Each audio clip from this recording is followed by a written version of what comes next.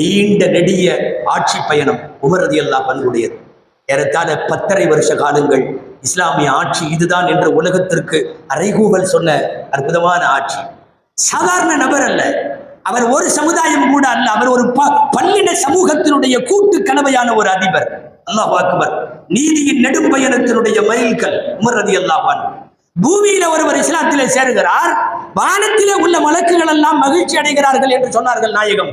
Umar ஒருவரின் இஸ்லாத்திற்காக வேண்டி தம்மத்து பிகில் 40வது ஆள் பூர்த்தியாகிறது உமரோடு.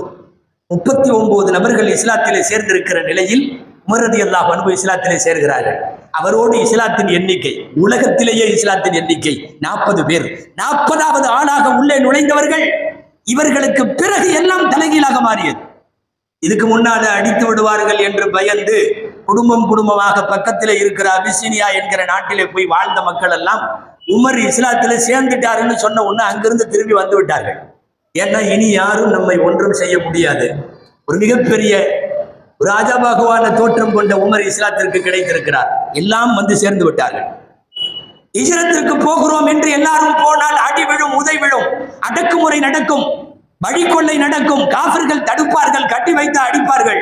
உமர் சேர்ந்த பிறகு நிலைமை தலைகீழாக மாறியது.